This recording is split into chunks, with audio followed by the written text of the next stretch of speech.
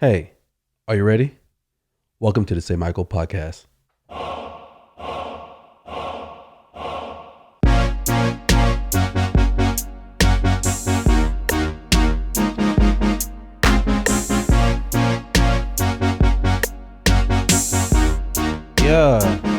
Welcome to episode 34, the 34th episode of the Say Michael podcast, one man's attempt at business, family, and comedy. I'm your host, Michael Agbajan, and yes, we have arrived at the 34th episode. We are here. I would like to appreciate all the listeners, all the watchers, and if you don't know, you can watch this on YouTube. So if you haven't already, please subscribe, share with a friend, leave some feedback in the Apple podcast. That helps us get the word out. And also I'd like to give a shout out to, I don't know what listeners are out there, in Ireland, but what's up? Do I get to learn a little Irish, But there's some listeners in Ireland, which kind of threw me off. But shout out to y'all out there. And I must say I'm in somewhat of a little bit of a mood because I guess as a business owner, you have to handle situations that you didn't see coming. And, you think that there's nothing new, that you've handled everything, but this is definitely new. We had a customer yesterday who signed up for a interior detail. He wanted to get everything on inside of his vehicle shampooed. I'm talking about the carpets, mats, seats, everything. And he said we quoted him at $100. So he he got it this morning at 8 a.m. Our detailer arrives. Shout out to Patrick. He arrives at his home on time, calls him, knocks at the door. He's not getting an answer, but he sees a truck that he needs to do. So he's waiting on him. He's trying to get a hold of him. The customer's not responding. So then finally, the customer responds, gives him a call about 45 minutes later, after, Patrick has been waiting, and he says, sorry, I canceled it yesterday. Sorry you came out here. I canceled the service. And he's like, oh, then Patrick calls me and said, hey, the customer said he canceled. So what do you want me to do? Want me to go to the next appointment? I said, yeah, go to the next appointment. Let me give him a call. And in my head, I'm like, cancel? I didn't see no cancellation. I looked again. I'm just kind of confused. So I'll call him up. The customer answers. I said, hey, the detailer said that you canceled the service. We don't have a cancellation for you. And to avoid any type of fees, the best we could do is reschedule your service. And he was like, oh yeah, I spoke with someone yesterday to set the appointment, and then I called after and I went ahead and canceled it. I was like, who'd you speak with when you canceled? He's like, no, I can't remember the person's name. Usually the number one excuse. I can't remember the person's name, but I told him I want to cancel, and I told him my name. He said, okay, we'll take care of you. Then he hung up. I was like, okay, well, you didn't speak with us, and we don't have any type of record of that call, but if you want to reschedule, we can reschedule for you for later to avoid any type of, cancellation fee, last minute cancellation fee, or, you could just cancel now, due to that, and he was like, go ahead and reschedule for this afternoon. I had the guy come way out here. So let's go ahead and reschedule at 12:30. I was like, okay, cool. All right. So set him up for 12:30. And then, later on, he gives us a call again. Mind you, I didn't know what's going on. He calls us and he says, hey, I want to go ahead and cancel again. I was like, cancel? And I'm confused now because I'm like, what's going on with this guy?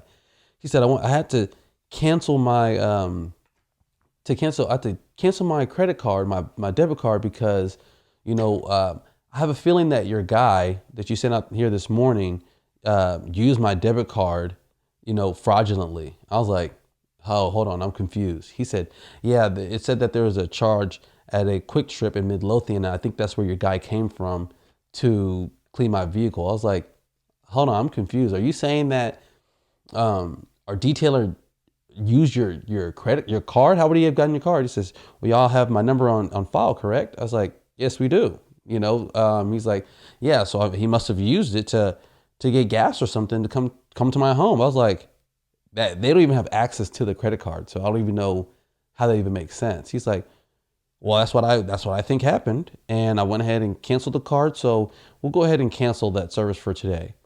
I was like, okay, you have a good day, sir, right? And I hung up the phone. But that had my mood all out of whack because that makes no sense. And I get it. Some people, it's easier to lie and make up things in order to cancel because I guess you feel guilty or you don't want to just say why you want to cancel or you don't have the money in your account. I don't know what it is, but you could just cancel. You don't have to go left and right accusing or being upset with people and screaming because you don't want to be honest about why you want to cancel. So I feel like, this customer give us a runaround and then calling again and then accusing a detailer who has zero access to any type of critical information except for his address that he may have used it to maybe get gas to come over to his home. That was just a far off, accusation. And that got me in the mood because I was like, how do you handle things like this? I always think like, okay, should I have challenged him and said, okay, do you have, any type of receipt or proof of this or anything like that? Or should I have said like, our detailer wasn't coming from Midlothian. He was coming from, Rockwall, I don't know what I'm supposed to tell a customer when their main prerogative and their focus is to cancel. That's really what it was, and they had to do it that way. So when you have a shifty, type of customer, you got to watch out for them. You got a sketchy guy. That definitely was a sketchy guy.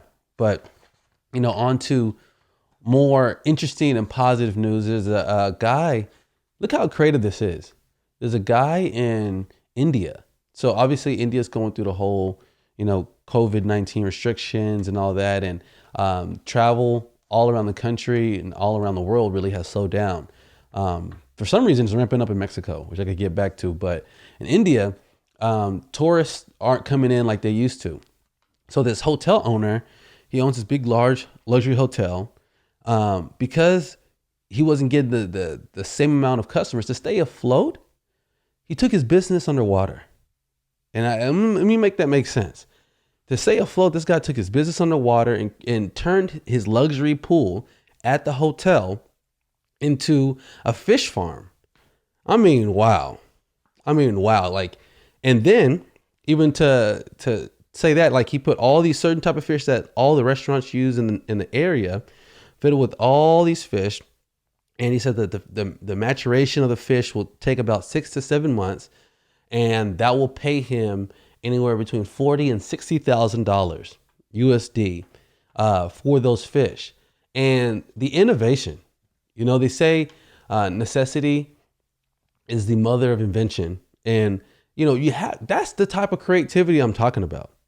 Like, you just can't look at the things as you see it. You have to kind of have an abstract view of where you want to go and how you want to do it. But this guy turning his luxury pool, into a fish farm.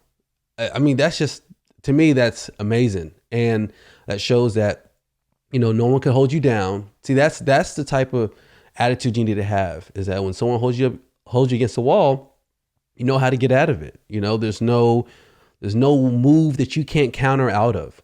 And I thought that was, pretty amazing. And those are the people, I see and say, like, that's how I want to think. And that's how I want to continue to think, because some people have issues sometimes when it comes to, like, and this is on another note about, like, mentors.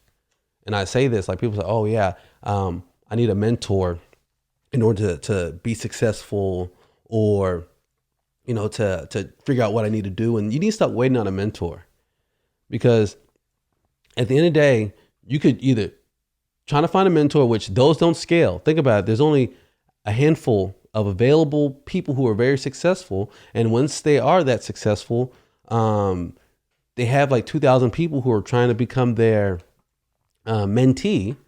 And so mentors really don't scale. Not everyone can have a mentor. So, but you can have a hero. You can't have someone that you look up to say that, oh, okay, like, what would that person do? Like, you can sculpt out in any type of way. Whenever you get into a situation, you can say, what would that person do? Like, mine for a while was Diddy. He helped get me to where I'm at now. When it comes to, like, making decisions in business, I would say, what would Diddy do? That was my question. When it came to like a business question or how I will handle something, I was like, what would Diddy do in this situation? And that helped clarify and narrow my focus on what type of decisions I need to make when it comes to something. Diddy was my long time, it's kind of like sub mentor, this like an alternate mentor that I had. And it started all the way from 7th grade. In 7th grade, he was the reason why, I read my first like book from front to back. Cause I would read books here and there, but I would never read it all the way through. So there's the book called The Coldest Winter Ever. I don't know if y'all heard of it. Great book, The Coldest Winter Ever. And in 7th grade, I saw this book, and on the front it said recommended by Sean Diddy Combs. I was like, oh, okay. I like Diddy. Let me see what he's about. So I read this book and I was like, wow, this is great. And from that moment, I would look to like Diddy on kind of how the moves he made. And then I would kind of like refine my thinking on like, what would he do in this situation? And that's how most people need to be thinking, because you don't have to wait on a mentor or find a certain mentor. You could find, or you already know people that you admire and look up to, and just think, at times where you're tested, like, what would they do? And again, for mine was like, what would Diddy do? But what's been happening lately, which is kind of odd, is that Diddy is kind of low key being replaced as like a leader or a person that people look up to and have a conversation with. He used to be the top guy, but now it's kind of been Jay-Z, at least in the hip hop world and the black community. Jay-Z is the person that people look to say like, what would he do? And what's he going to say? I don't know what changed in these last few years.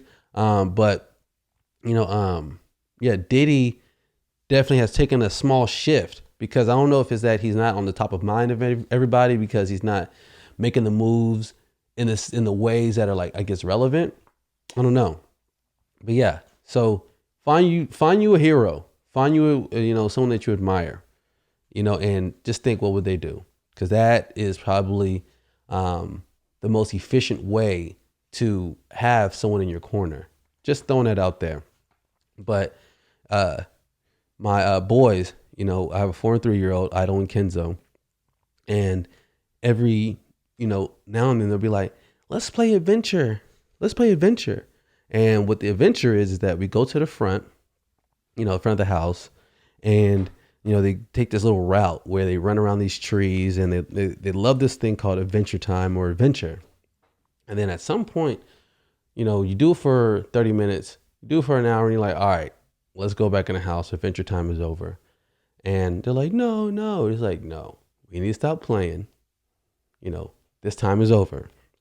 And that's what's happening on these college campuses right now, is that these college campuses need to stop playing. If you open your school to college students, now mind you, coming from all parts of the country, to come together on your campus, and you open the doors, you can't suspend them for socializing. I can't believe these things are happening where you're looking at University of Auburn or Alabama that are opening, and they're saying that, students are violating the 6 feet, social distancing, and they're being either kicked out of school or suspended and all that. I'm like, what did you think was going to happen? I literally think it is impossible. I'm talking about impossible for you to bring a bunch of students between the age of 18 and 22 to a campus away from their parents and expect for them to follow the rules. Follow the rule. What? Crazy. Let's stop playing. You need all these college administrators or whatever, they need to go back inside. You need to either shut down the school and do it online. That's what you want to do. Or you can't hold these young kids accountable for like trying to break the rules and socialize, especially with a bunch of new people. That to me doesn't make any sense. And that's what's happening right now, because everything's crazy right now. Everyone's like these rules, even with the post office and the postmaster general. This guy is dismantling all of, like the post office, like the sorters and the mailboxes before an election that might have one of the highest turnouts for mail-in voting. So I'm just preparing y'all. This is my prediction. I'm preparing y'all for what seems to be that if Trump for some reason doesn't win, he's preparing to say like, hey, I try to stop from this fraud election from happening. And this is, this is not a fair election. And we need to do a recount, or we need to do something different if he doesn't win. Because, this is crazy.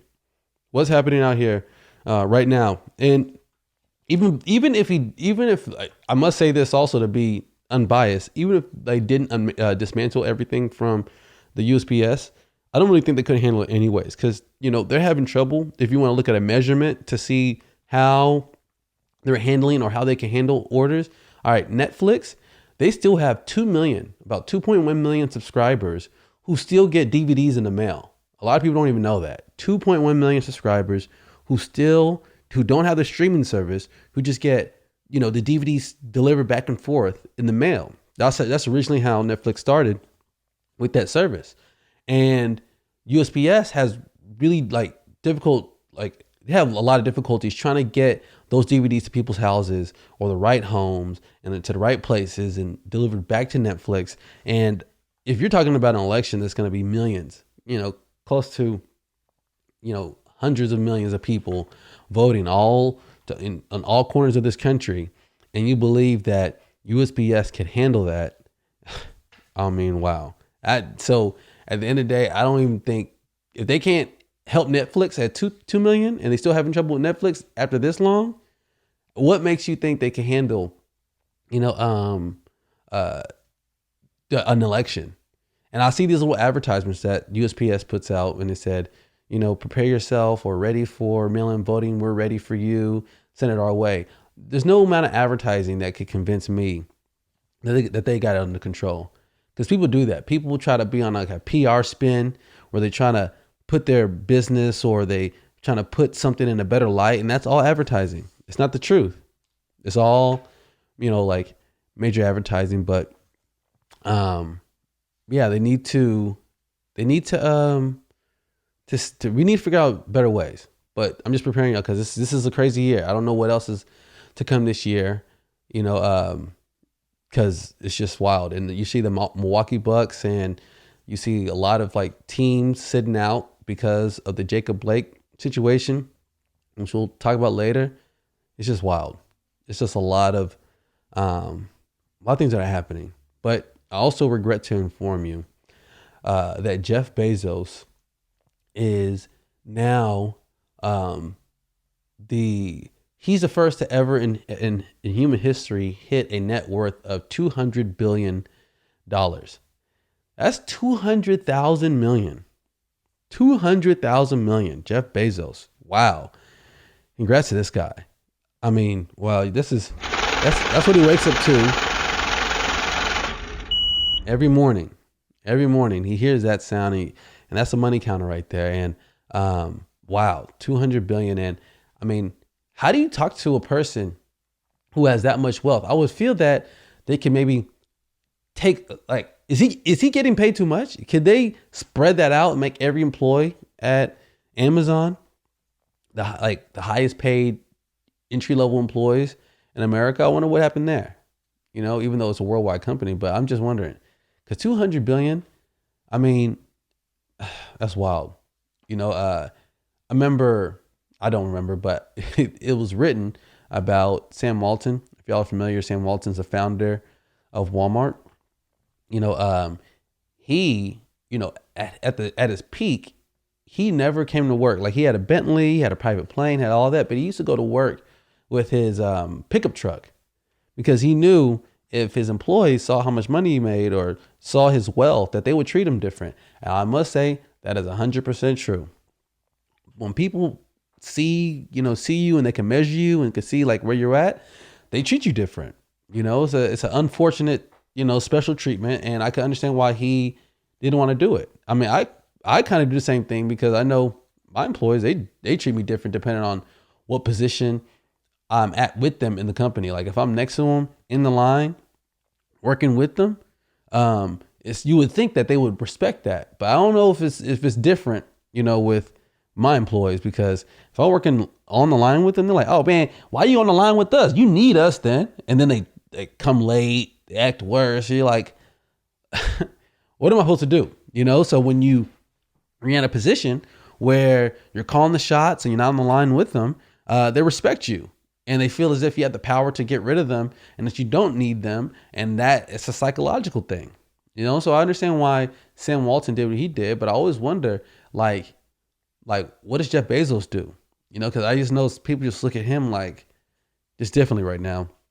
But, yeah, that's just wild. But last reminder, I just want everyone to know that people forget that there's 365 days in a year, right? But there's also 365 nights. So at 730 opportunities a year to get your stuff right, get your stuff together, put your stuff out there, promote yourself, work on the things that you might be passionate about that you don't even know, so you have over 700 opportunities a year to work on yourself and to refocus. So don't quit. Don't look like you're behind, don't feel pressured. Social media could do that. So if you're on social media and you feel like, you need to hurry up and put stuff out there because other people are doing their thing and, they flex on you and you feel like, oh man, I wish I could, show that I'm doing something and, prove to people I'm not, doing nothing. But, yeah, get out there and make some art, because that's what it is out there. Everything's art out there. Whatever you create, it is art. And for anybody who views this art and sees people out there grinding and doing their thing, just know that art belongs to the artist. That art belongs to the artist. And that you shouldn't go in and judge. All you should do is support. And if you can't support, be quiet. That's it. Don't go in and say, you should do this, you should do that. Especially if you have no experience in that, and especially if no one asked you. Remember, as a reminder, that art belongs to the artist. And, just support. And if you can't support, just be really quiet. Really quiet.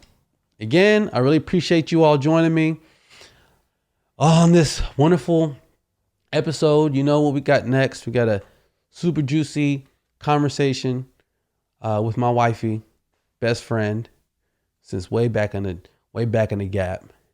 And I look forward to this because we're going to have a really fun and swell time. So I really appreciate y'all for listening.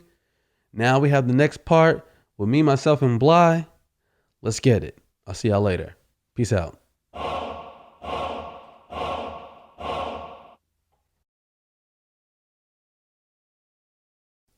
What up? Hi.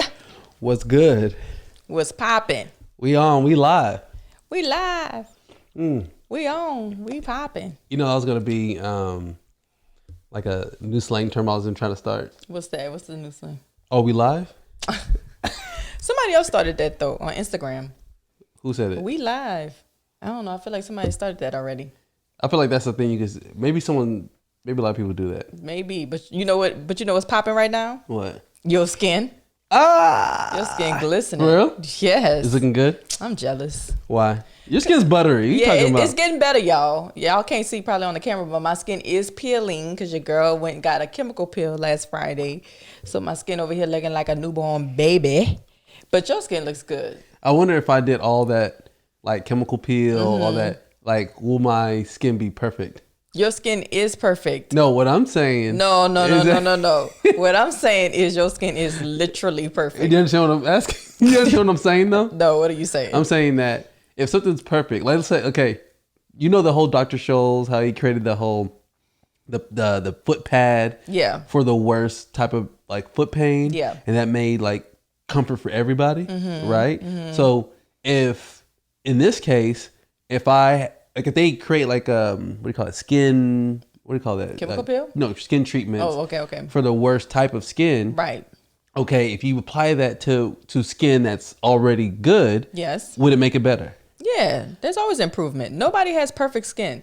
No one has flawless skin. You remember like maybe a month or two ago, or maybe a few months ago, Kim Kardashian was somewhere and they zoomed in on her face and you could see like imperfections and pores and stuff like that. I don't know if she had makeup on, but people are like, oh, she's normal like us. Like she doesn't have perfect skin. I'm like, yeah, her skin may look perfect from afar, but once you get close up, you can see everything, pores and moles. Like Beyonce, she has moles and freckles. Like nobody has perfect skin. So if you have great skin like yours, which is perfect. This is too much. You know, and you wanted to get a chemical peel, it would only make your skin look even better. Yeah. Yeah. But see, I don't think the goal is perfect skin. So, well, for some people it is. Oh, because, you know, some people, you know, they'll talk about something deep on Instagram, but really they just trying to say, look at my skin right now. My shit is popping. You know, like some people like, hey, what you need to understand about life is that I was like, you just trying to show off your skin. Oh, glowy ass skin. And then they see the comments, people like, damn, your skin is know. I was like, ain't no one listening to you. I know. I want to be one of those people. But my skin is getting there, so, you know, it's all good. After the skin, then what's next? That's kind of how that thing goes, right? Well, you know, there's some things that I want to work on, so there is a what's next. I get my braces taken off soon. I think next month. Well, September, I'm going to be doing my like evaluation to see if I want to get it taken off. Mind y'all, it was supposed to come off like February, but I just kept pushing it back because obviously it wasn't perfect to me. So that's why they're still on. So like 2.5 years later, they're like, okay, Ms. Agbajon, what do you want to do? Like, do you want to keep it on? Do you want to take it off? So I'm like, oh, okay, well, we'll see in September. You know, right now I'm like 90%, but I'm still not 100. I'm still not 100%. Yeah. But the only way I could get 100% is they have to remove 4 of my back teeth, and I ain't trying to do all that. Do you hear that kind of solution? Yeah, that's what I'm saying. I need my teeth. 4 of your teeth from the back? How am I going to eat my steaks? I don't even know. Hold on, like, you talking about wisdom teeth, or you talking about my actual 4 teeth back there? I got my wisdom teeth pulled out like, I don't know, 15 years ago. So now they're saying if I want my teeth to move back even more to be a straighter bite, they would have to remove 4 teeth in the back. You know, that's the crazy part about professionals. They'll give somebody who has no idea, you know, about something. Yeah. And then they'll give you an option to say, would you like to do this? Right. And you're thinking, is this a guarantee? Right, exactly. You know what I mean? Or is this some type of hunch? And they're like, if a dentist is telling you that if we remove your 4 back teeth in order to give you a better smile, and let's say you take out your 4 back teeth, and your smile's not better. Or yeah, exactly. Imagine how you'll feel. You know what I mean? I know. And that's how I felt about these braces. I thought that with braces, like I had an overbite and it wasn't bad. I just always had an overbite. And I thought with braces, it would fix it. But because my bite was so bad, my overbite, and I had like a crooked jaw, I guess, from grinding my teeth, it didn't really like make my teeth 100% like I thought it would when I, you know, with the braces. But like I said, my teeth look great. I'm at like 92% with it. I'm not 100%, but I wish I was. But, you know, I'm okay with that. I guess that whole theory applies again, the whole Dr. Schultz thing. Like, if you put braces on teeth that are already perfect, do they make them even more perfect? No? No. It wouldn't do anything. No, it wouldn't do anything. No, it wouldn't. So how you been? How you been feeling? I've been good. Today I was off and, you know, I was just chilling a lot, you know. Not really doing much. Is today like a pressure day for you to get things done, or is it pretty much? No, I had a few things on my list that I wanted to get done, and I got it out the way. So I did that this morning, and then you know, I just chill. Like today, I really wasn't supposed to do anything, and I still had stuff on my list to do that I wanted to do that I shouldn't have done. That I should have just rested. Like today was supposed to be my rest day because few days ago I wasn't feeling well, so I said, okay, well, my next day off I'm gonna just rest. And I did rest, but I should have like taken the entire day off. But you know, as a mom, you can't really do that, so it's like just run a few errands. But I mean, I rested, so I feel good. Yeah. This is a surprise, y'all, because you know, my boo thing, my wifey, she's starting her own thing. And we got some of the parts to it. Yes. Today. You want to tell them about it, or you want to keep it secret? Let's keep it a little secret, because if I tell them, that's going to put a lot of pressure on me. To actually get it done? To actually get it done. Because you're going into business, right? I am. I'm excited about it. I've always wanted to do something, you know, that I could say it's mine. And I've always wanted to do like a clothing boutique. But the fact that I work retail, you really can't, because it's a it's conflict of interest. Yeah. Conflict of interest. So, and I'm not really passionate about it. I mean, I love clothes and I love shopping, obviously, but it wasn't really like a passion of mine. So now I found something that I'm like extremely interested in. It's like very creative. It's very fun. It kind of is a little bit of me in every way. Like it's outdoorsy. It's creative. It's decorative. It's colorful. It's just, you know, personal. It's just really, really nice. And I'm super excited about it. We finally got like the major piece today that we needed. And we got a whole bunch of them. So I'm excited. I'm ready to start putting it together. That's like a 50%.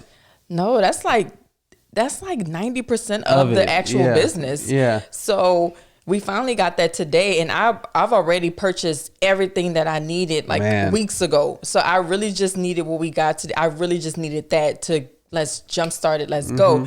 So now that we finally got it today, it's like, okay, let's go. You know what I mean? So I'm excited. Are you nervous about anything? I'm hella nervous. What are you nervous about? I'm nervous because, okay, so I was on Instagram today, and somebody posted a picture or a video of someone else doing it for them, and I was blown away. I was like, wow, that looks so nice. And then that made my heart beat because I was like, can I pull off something like that?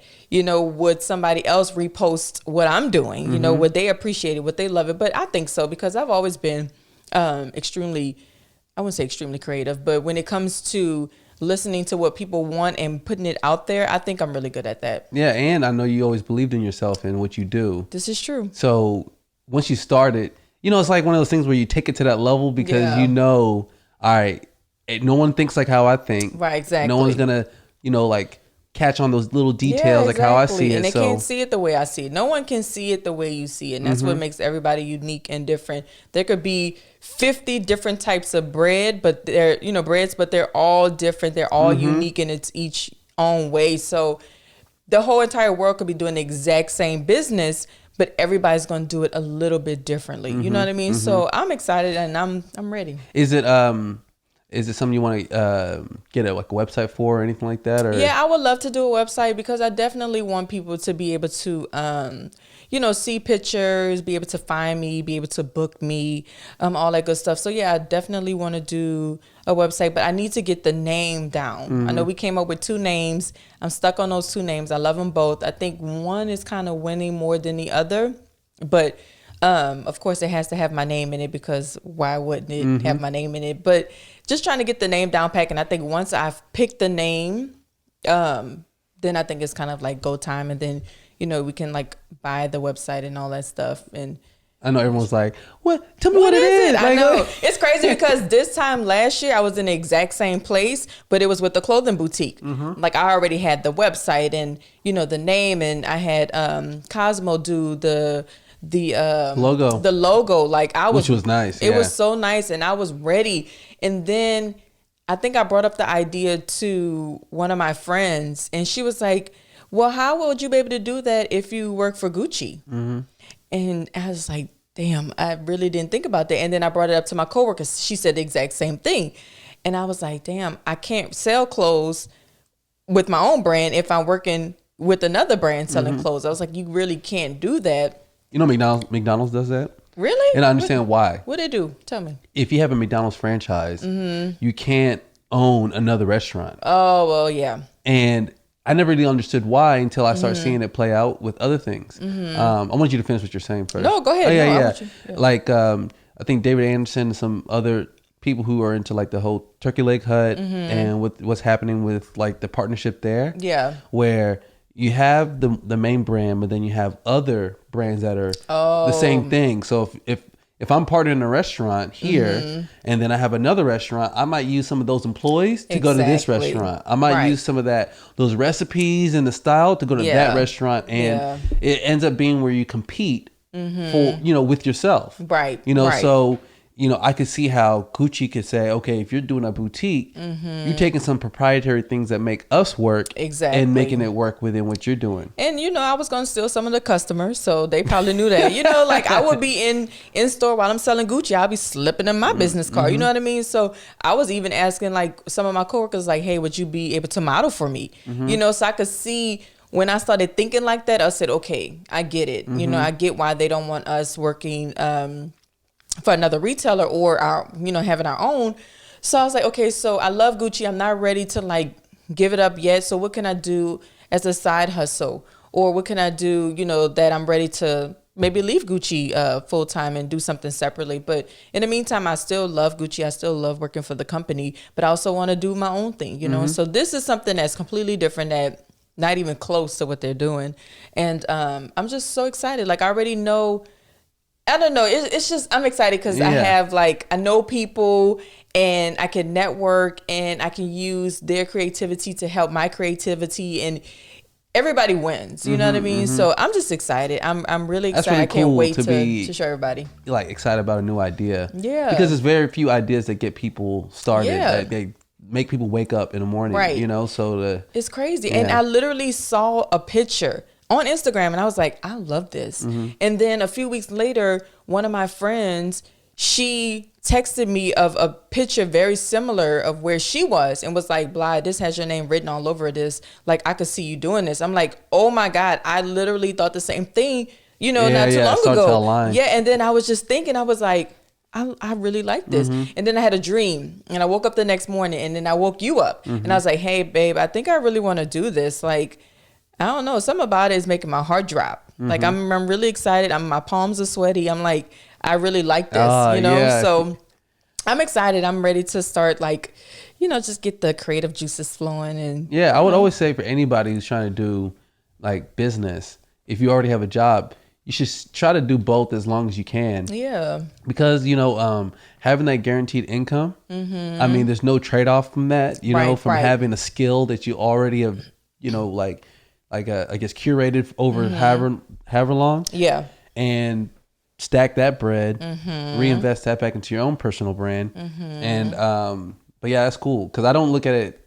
I used to look at it in the sense of when you're going to quit your job. Like when, not you personally, but anybody who starts something on the side, like you should quit your job. But I look at it, you should do both as long as you possibly can. Exactly. Until you have no choice other than choose what works best for you. You know what I mean? I feel like this is going to be I feel like eventually I would have to choose, you know, because what I plan on doing, I feel like it would require weekends and, you know, I don't have weekends to give. So it would have to come down to picking which one. You but think about this, if you took it to that level and this, what your business is, if you did take it to that where it's like a full-time thing, I feel like you'll be in heaven. I'm already in heaven just by the thought of it, you know, just the idea of it. So, you know, I'm just excited. And it's not because it's like, oh, we're doing it for financial reasons or like the freedom of having your own schedule. Like, I'm not even doing it for any of that stuff. I'm just doing it because this is something that I actually love to do.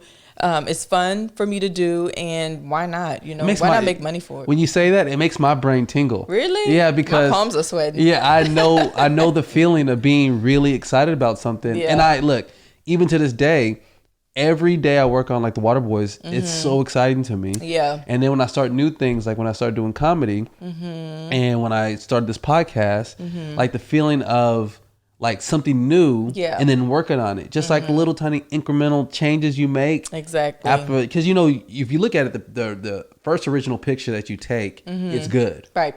But then as you keep taking more pictures, you keep making little tiny adjustments. And by the time you get to the 100th picture, I know, it's like picture perfect. That's it's true. Like, wow, look how long it took me to get here. But it was so fun getting here, you know, and it never ends, you know? So I feel like this is something that's long-term. That's exciting, and it's something that I particularly think is amazing because it's like it's a niche. Yeah, exactly. You know? So it's not something that everyone could do. Not something everyone has access to, and it's really creative. It is, and it's something that I love. I feel like you know, I don't want to give it away, but I'm gonna give you like a little hint. I love themes. I'm very, very into themes. So, you know, if you tell me to show up to a birthday party in Oklahoma in sequins, I'm a rebel though. If you tell me sequins, I'm gonna show up in metallic, and that's what I did. Like, that's kind of what I do, but I feel like I put my own touch to it, you know? So if you give me a theme, I'm gonna run with it, but I'm also gonna make it very unique and very different, you know? So I don't know. I'm just excited. I don't know. Wow. Okay. on the other subject real quick. Your dad's from Wisconsin, right? He is from Wisconsin. And Yeah. okay, what part? You know, Milwaukee, you know Wisconsin. how far that is from like Kenosha? Oh, I've been to Milwaukee one time. I was like 8 or 9. I don't remember any of it. You know what's happening right now in Kenosha? Oh, is that someone got shot in the back? Yeah, Jacob Blake. Yeah. And Yeah, you showed me that video, and that was just so heartbreaking and sad to see. I heard that he's paralyzed now from the waist down. What is your thought on, like, there's a lot of thoughts on this, as you know. Yeah, I'm sure. To me, it's just, okay, I read the article before you showed me the video, and I was kind of confused because it said that he was breaking up a fight and then he was trying to get into his car and the police shot him in the back. So I'm like, why would they do that? That's crazy. Like, what's happening? Maybe there's more to the story. But then when I saw the video and you showed me the video, he's walking into his car and the police officer shoots him in the back, close range, 7 times. Why? He wasn't attacking the police officers. He wasn't even facing them.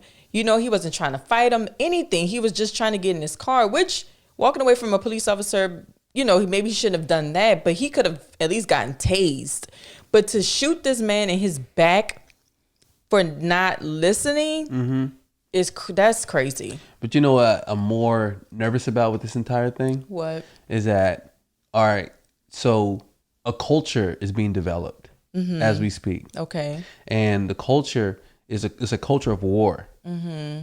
Where the misunderstanding could become so deep between two different cultures that it's almost impossible to unravel unless you take deep leadership. I'm talking about at some level of almost dismantling the entire system. Yeah. You know, because the Black community, like other communities, have been targeted, you know, by police. Right. Or at least police brutality in certain ways. And their voice hasn't been heard in certain ways. And George Floyd, you know, his death brought a lot of attention to it. Right, exactly. And then you see these little things start to kind of imitate itself. And now you have it where a community doesn't trust, Right.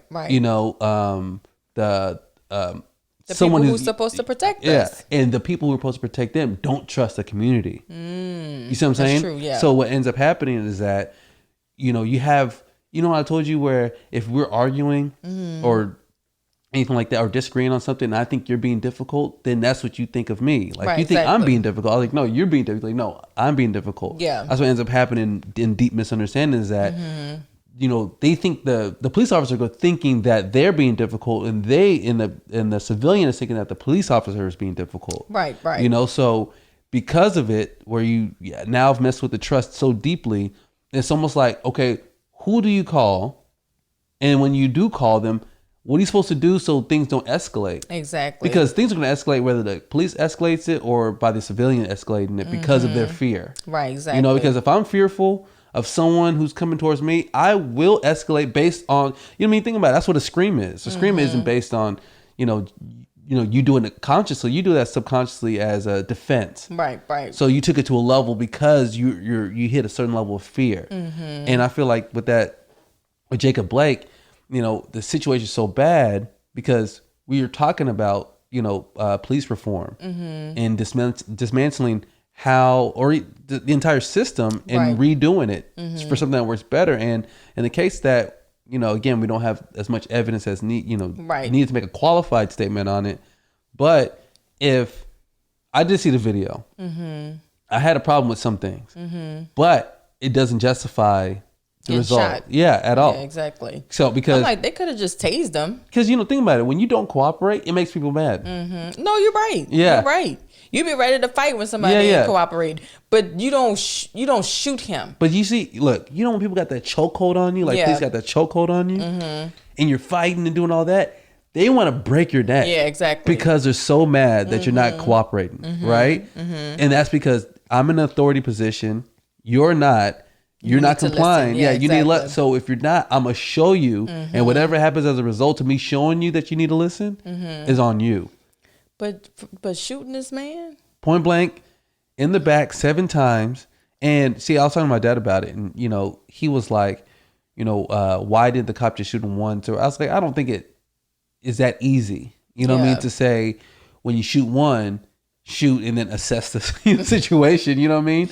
I think when you shoot to unload and you shoot to kill. You know, he definitely shot that man to kill him. Yeah, I don't think you shoot to injure or shoot to disarm because he wasn't armed. It was more in the sense that, all right, I'm definitely threatened, because I thought in my head, if I'm a police officer and I'm telling this guy to stop and he's going to his vehicle, just like how me as a civilian, if I have a beef with somebody or like we're fighting or whatever, and he goes to his vehicle, I'm out of there. You think he's grabbing the gun? Yeah, or if I had a gun on me, I'm shooting. Yeah, but you're going to shoot him in the butt cheeks. Remember I said y'all before? Shoot him in the butt cheeks, shoot him in the leg, shoot the tire out. The police officers, they need better training. They need better training, because you got this man, you grabbing him by the back of his shirt and you shooting him. Like, that doesn't make any sense to me. You could have just tased him. He would have fell to the ground had you tased him, your partner tased him. If he's a strong guy, then three of y'all tase him. But you shooting him, you shooting to kill this man because he's not cooperating. Yeah. That doesn't, to me, that makes absolutely zero sense. Yeah, it's definitely the training that definitely needs to change. But see, that's why I said there's levels to this, because, you know, police departments are ran by cities. Yeah. And then, you know, cities obviously are, you know, kind of on their own when it comes to it, and then after that it's a state. Right. After the state, it's like federal. So like the federal government really doesn't have any type of real say so into how people like police policy down to like per city. This will have to be a per city change, and I feel like we do need to come in on all this, you know. Well, not we. I'm talking about like the federal government needs to step in at a certain level, right? Because it is definitely getting out of hand, and I feel like it's somewhat traumatizing to see this over and over. Yeah, I mean, I'm not the one to watch videos like that, so when you showed it to me, I didn't think I was gonna see him actually being shot, but to see it, I was like, damn. Well, just to see it once is one too many. Yeah. Like, how often is this going to keep happening? It's like, it seems like every other week there's somebody being shot. We could solve it. Honestly, we could solve it. But, you know, if the leadership at the top is complicit and they don't really like care like that, or they're not giving it the attention it needs. Yeah. You know, because think about it. America, just like any other country, but especially now since we're in America, got a bunch of issues going on with COVID, you know, drugs. And I mean, they just found... Yeah.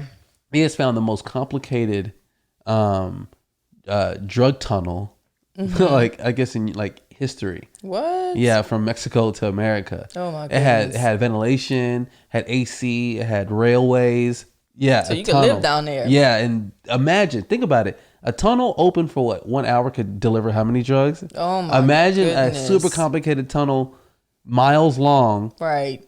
Delivering. Just imagine how many drugs they like just put through there. And then more likely they gave up that tunnel just so they don't give up all the other tunnels. You know, they have to. Right, exactly. So, man, you know how many vacations we could have taken if we would have went through a tunnel? Yeah, we could have went through the tunnel. Is it taken or taken? Taken. How many vacations we could have taken? Going through that tunnel, it would have been free vacations. Yeah, I know. I take a Mexico every other day. Yeah, I know. There needs to be a tunnel from Irving to Tulum. Oh my God.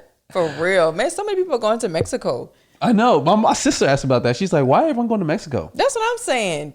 One of our friends, Kim, she's going to Mexico like tomorrow. Where? I think Tulum. You know why? Why? What's up with Mexico? Mexico's the only people who let Americans in. That's first off. This is true. Yeah, and then second, I've been getting like advertising promotional calls from Mexico.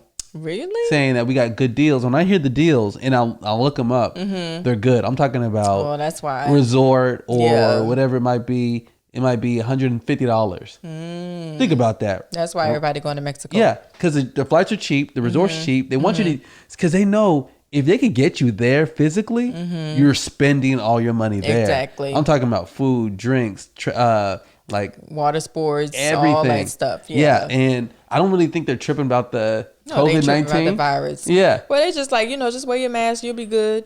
But my thing is, I would love to go to Mexico, like tomorrow, but I don't want to get sick while we're there. Because wouldn't we have to quarantine there? No, I mean, we would have to test positive there. Oh, see, yeah, But I think tests are voluntary, so half the time I you don't see. even know if someone even has it. See, I don't know. I'm good on Mexico. Yeah, at least for today. At least right now. Just today. Today. Rush tomorrow, be like, babe, you want to go to Mexico? Yeah, because I think that I think the jig is up. You know what I mean by tired. that? What you mean? I feel like it's not as bad as what people are not people, as the government is saying it is. No, I think it's bad. Okay. I'm not saying I don't think COVID-19 is bad. I'm saying I don't think the effect of like not going out, not taking the risk. People saying stay in your house and do all that. Yeah. People are like, look, I'm taking a risk. Some people have been taking a risk. But those people who've been taking a risk probably already had it. And they like, whatever, I already had it already. Yeah. Because I work with somebody who already had it, and he going everywhere. And he's like, me and all my friends, we already had the virus. That's why they're doing COVID parties. Yeah, so that's people why could get just it. catch it and get it over with. But I don't they know. ain't tripping. But I don't know if you could get. You see, I wasn't trying to get the flu because I know I could probably get the flu again. Yeah, and I think you could get, because someone had COVID twice. I think this lady said she had it twice or whatever. But I just don't want to get sick. Period. I don't want no cold, no flu, no cough, no sneeze, no nothing. I had like a cold, like last week or 2 weeks ago, and I thought I had COVID, but I didn't. I got tested, but it just sucks being sick. I just don't want to be sick. Yeah. So, but that's what you're worried about if you're going to Mexico. Yeah, I don't want to be sick in Mexico either. Like, oh, that'd be the worst. What medicine we gonna take? Like, I know. Where we gonna go? What hospital we gonna go to? I'm good. Yeah, I know. Like that. Is it? I mean, I ain't saying nothing about Mexico, but I'm just saying. I don't think my insurance work in Mexico. Basically. I don't think so. I don't think so. I don't think so. So let's just stay here where my insurance work. Yeah. Well, I know. So no Mexico for your birthday. No, my birthday's on Tuesday, y'all. This upcoming Tuesday? Yep. Look, didn't even know. I know. September 1st. This queen, had to kick off the month, rightfully so. There could only be one queen. Yeah, reading up on Queen Virgos. B, you know what I'm saying? We read up on I'm not sure if y'all are into like what do you call horoscopes those? And stuff. Horoscopes. Yeah. When you read my horoscope? It was to the T. Yeah, but one kind of like scared me. Oh, when it said what did it say? I can't remember. It says super ambitious. Mm-hmm. It had all these like positive things. Yeah. It said something about starting new projects and never finishing them. And when you said that, it like rang. Yeah. I was like, because I felt like the jig was up on me. No, you start projects and you finish. No, I start projects and I'm loyal to those projects and I see it to the end. Exactly. Which I have a lot of big things that I've started in the past and things that I'm gonna start here soon. Right. And I feel like that is me. But the part is, particularly on small tasks. You know what I mean? Like no, those things I'll be like, I'll start it and I won't get back to it. Or remember I told you I have an idea and I was like, oh, this is a good idea. Then I'll write it down and then I'll look back and like 6 years ago I've had the exact same idea. Yeah. I'm like, you told me about that like 3 years ago. I remember. I'm like, and I have this book. I have many books like this where I have like so many different ideas and things written out, and I'm like, this is brilliant. And then next day I think of something else brilliant, and the next day, and then next I'm like, a book full of brilliant ideas. I put it to the side and I started another book. That's like, remember we were watching this might have been Cribs back in the day. There was a house. It could have been MTV Cribs. It might have been MTV Cribs, but it was this guy who had a room that the wall was like painted black, and he had Post-its all over the wall. So every time he would think of an idea, he would put it on his wall, and the whole wall was covered with like new inventions and ideas. But he was already rich, so I don't think he ever. I wonder if it helped. I'm pretty sure that would help. Yeah, that's kind of like what is it? Those dream board? Goal boards, dream boards, stuff like that. Yeah. Mm-hmm. So maybe. Have you ever had one of those? Yeah, I used to make them when I was younger. I haven't did anything recently, but I think that would be kind of good to start for, especially 2021. I mean, this year is almost over, so. Yeah, but there has to be something so magical and so deep about those with a dream board that most people don't really do them. Not really most. I mean, I assume a lot of people don't do them because, like myself, right? Putting something on like a sticky note or a dry erase board and seeing it literally changes night and day of my like workflow. Right. Like, I take care of the things that I see. I'm like, wow, that was done. Okay, damn, took care of that. Rather than just like winging it in my head. Yeah. But it kind of reminds me a little bit like a meditation that you get a lot back from having something up there, just like you get a lot back from like meditation. Yeah. But yet a lot of people don't meditate. That's true. You see what I'm saying? And a lot of people, I don't know. I mean, I know people who do dream boards, but I know probably even more who do not care less. Yeah. But I know that people who have dream boards, they usually achieve everything that's on the board. Everything. You know, they put a house on there. They say, I want to be a millionaire. If they say, I want kids, or if they say, I want a bike, or whatever it might be. Yeah. They get it. Yeah. So it feels like, why doesn't everyone do it? Maybe we should host like a party or something. They do that. They do those dream board parties. We should do that. We should host one, have everybody come like in December or something. Actually, everybody create that's a great idea. See, and then let me host it. And then, I could, do my thing. You know what I'm saying? It could be like part of my business. See, I'm giving y'all a little bit of what I'm trying to do. So, yeah, I think that'd be super dope if we invited, close friends and family. And, I think that'd be kind of cool. Yeah, but some people just do it just because and check that box and don't give a F about it. True. But then there's some people who do it and, they really follow through. Yeah, because if you look at it every day, if it's literally in your vision, how could you not achieve it, This is true. Yeah. Yeah, so vision board. Oh, vision board. When you kept saying dream board, I was like, that ain't it, but I don't know what it is. So, yeah, vision board. That's what it is. That's exactly what it is. Exactly. We're going to have a vision board party. Yeah, that's funny because I'm like that. Vision board. I was like, that's the word right there. That's what you've been trying to say. Dream board sounds dumb. Remember, what's it called? Not a Game Boy, Dreamcast. Dreamcast? I don't know nothing about that. That was a video game console.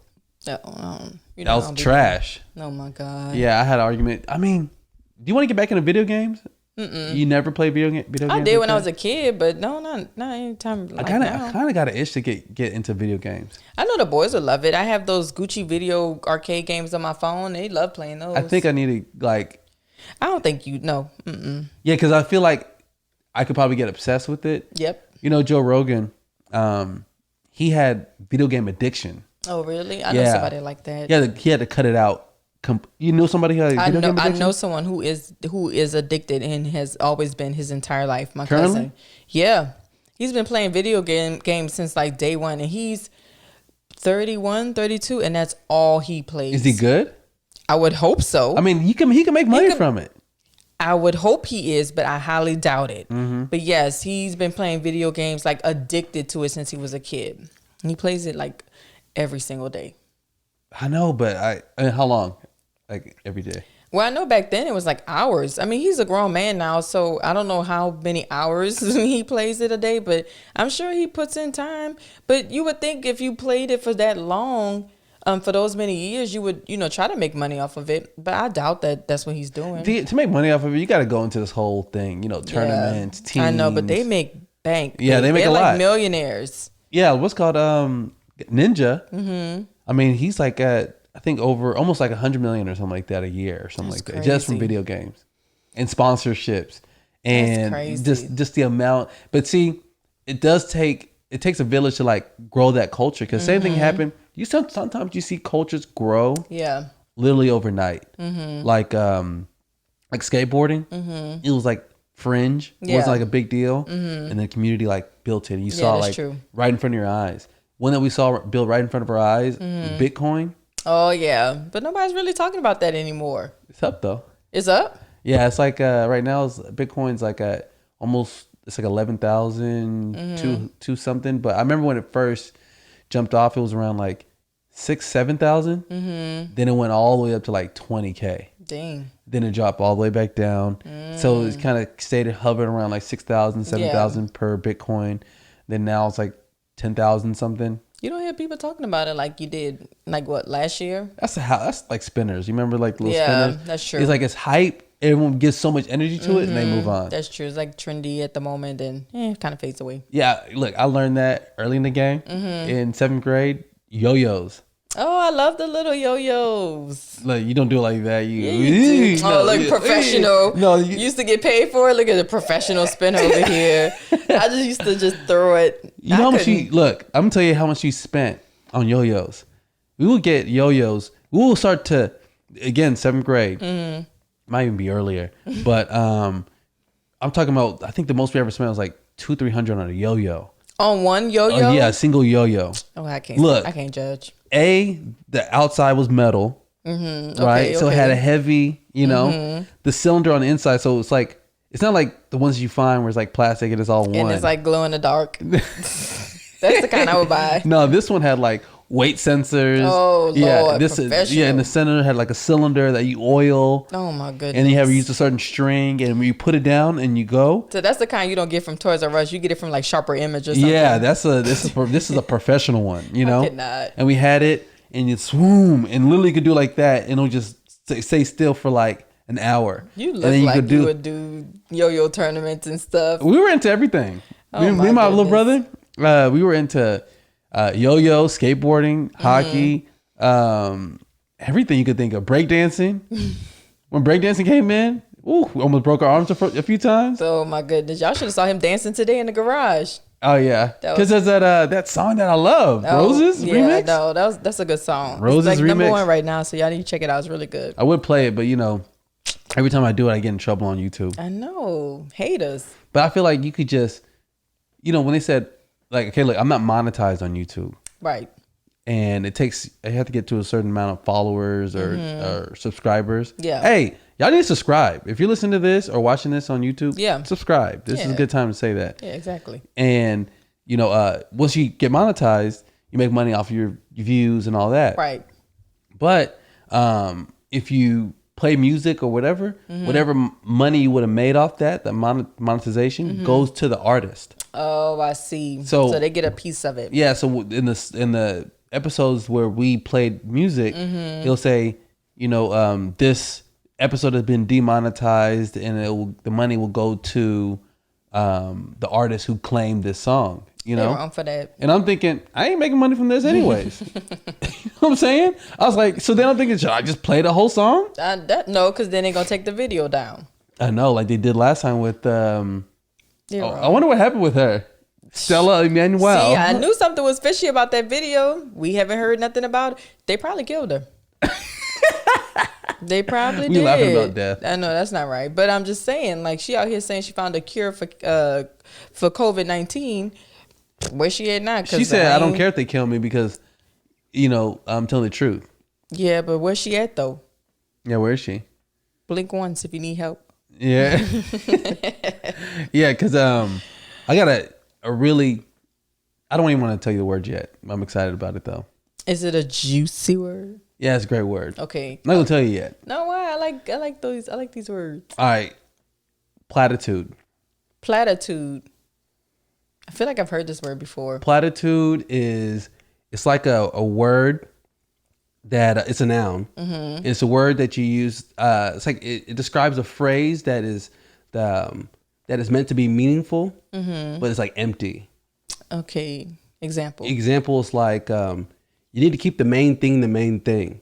You see what I'm saying? When people do stuff like that, that's a platitude. When people give you a quote, like. Again, the part of a platitude that makes it a platitude is that someone says a quote or something like it's fresh and new. You know what I mean? Like, if you want to dream big, all you got to do is dream big. Or if someone says, the only thing that I need to do is work on myself. Invest in yourself is the best investment you can ever make. That's a platitude. Oh, I see. Yeah, there's a lot of platitudes I see out there where people are like, I hear those like, you got to keep the main thing, or keep it simple, stupid, and make it seem like it's just fresh and new. Yeah. But it's just another platitude, That's funny. Yeah. I like that. That's a good one, right? Keep your side chick, not your main chick. Who says that? I don't know. I made that up. Is that a rhyme you made? Is that a platitude? Okay. Keep your side chick, not your main chick. Oh my God. This is too embarrassing. That's not a platitude. I know, it just sounded good.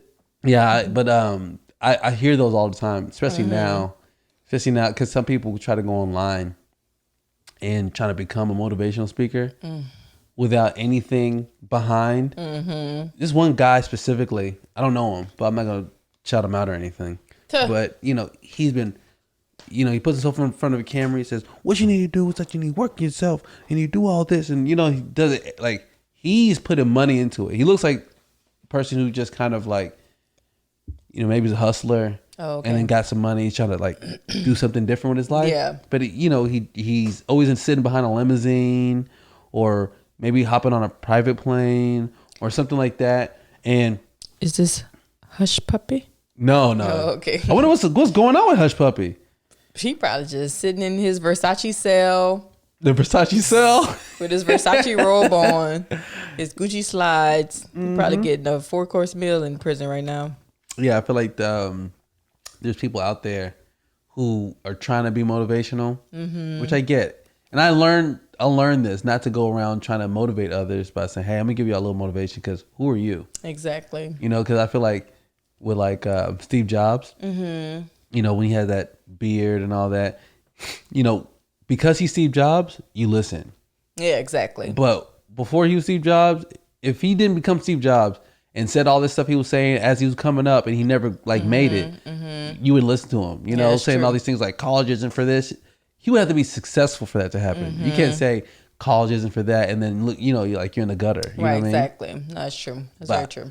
So I just hope someone out there who is, anybody who might be listening to this at any moment who's trying to say, you know what, I want to be a motivational speaker, have something to back it up. Yeah, well, that's what I'm talking about. Like a bank account. Yeah, or some success. Bank account. Yeah, so what else you have planned? Anything else in your mind? My birthday, Tuesday, September 1st. Just letting y'all know, But I don't have. Do you want anything? Like, is there a particular gift that you want? No. I know what you want to do, but is there something that you want? There's nothing that I want. Everybody keep asking, what do you want for your birthday? It's nothing that I want. Nothing that I need. Just dinner with my hubby. That's it. Like, I don't really want anything. I mean, I'm sure if you want to surprise me with something, I'll take it. Yeah, but is there a certain age where you get too old for gifts? No. Never be too old for gifts. You can never be too old for gifts. Mm-mm. I mean, our parents stopped getting us Christmas gifts after a while. That's because you got kids. So it's like... Yeah, but that's true. It's all about the kids now. I remember when we were younger, we would have our Christmas tree up and we have so many gifts. Yeah. I'm talking about, I think at one year, we counted like 120 gifts. What? Yeah, we would split up stuff. So... But that's a lot. Yeah, I'm talking about box. And we'll sometimes just wrap stuff and just put it under there just to have it filled, Wow. And, and then on Christmas, we just rip them all open. It'd be tons. I'm talking about piles of stuff, So we'll get let's say you get a Game Boy, you wrap that. And then you'll have let's say 4 games. You wrap each game individually. And the remote control. Yeah, remote control. You wrap that, and then the AC cable, the. I can't with y'all. Yeah, everything. Cannot. And we started noticing that as we started getting older, started going to 20 120 gifts. to 6. Yeah, no, it's 20 gifts. She's like, okay, that's not bad. Then we started getting older, in high school, you seen 3 gifts. She's like, what's going on? Oh my goodness. Then when we started getting to the end of high school, money. Yeah, envelopes. That happened to us too. And then after high school, there's no tree. Yeah. See, my mom, she still puts up a tree, and she gives me a gift. When she comes for Christmas, she always, every time she comes, she always comes with gifts, and it's not always for the boys. She gives us stuff too. Like if she travels, she'll bring us something back, a t-shirt. Shorty always got gifts. But my mom, I think she's just a gift giver. She loves giving gifts. So. Your mom is such an incredible person. Oh, she is. Yeah, because whenever, her I guess her spirit, I could just imagine where I can't even imagine where she got that from. I don't know. She's super party, a party person. She loves to party. She's hardworking, designs, builds houses. You know what I'm saying? She don't actually build houses, but she'd be up for the challenge. Yeah, well, she'll do the floor. Yeah, or she'll paint.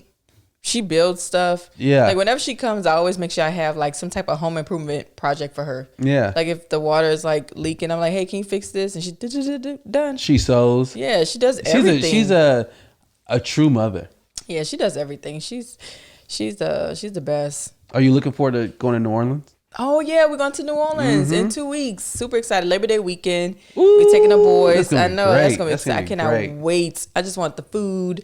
And then we're going to Florida for like a day because it's only a 3-hour drive. So that's gonna be fun. And then actually last week, my best friend, we've been friends since we were 8 years old, turning 9. She came down. She was here with her aunt and her cousin. So I haven't seen them in forever. So that was fun hanging out with them. And then to actually go to New Orleans and see my family, our friends, all that good stuff. So I'm excited. We haven't been in a while.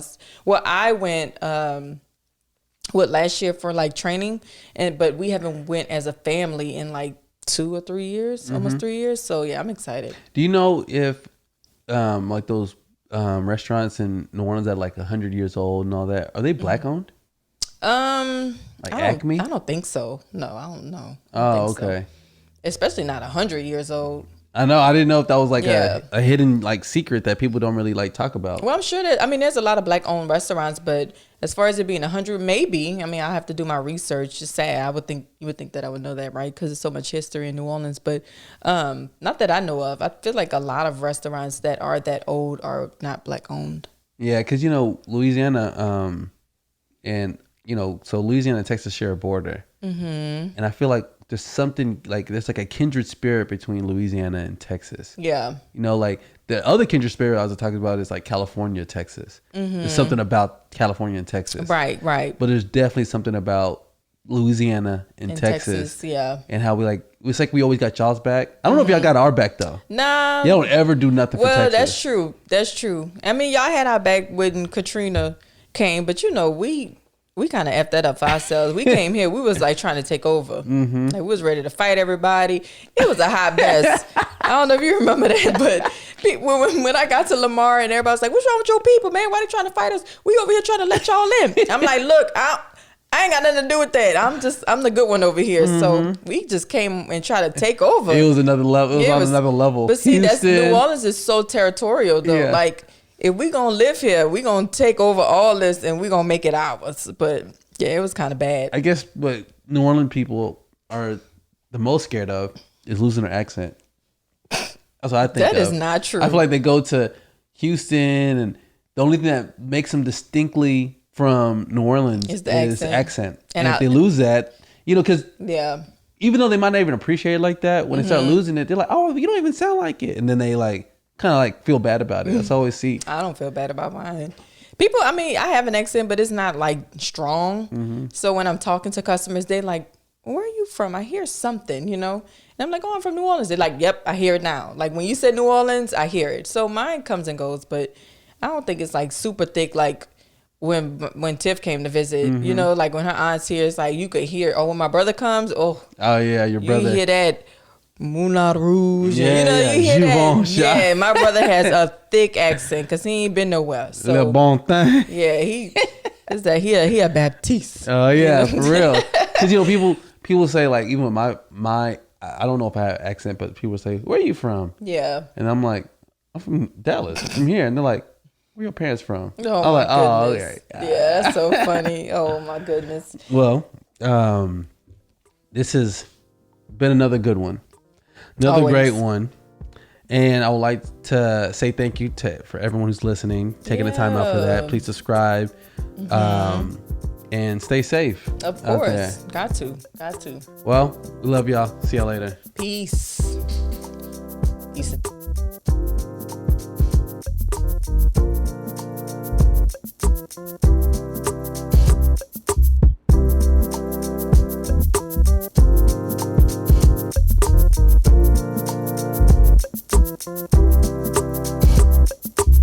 And in the game of success, remember, the one that fails the most wins.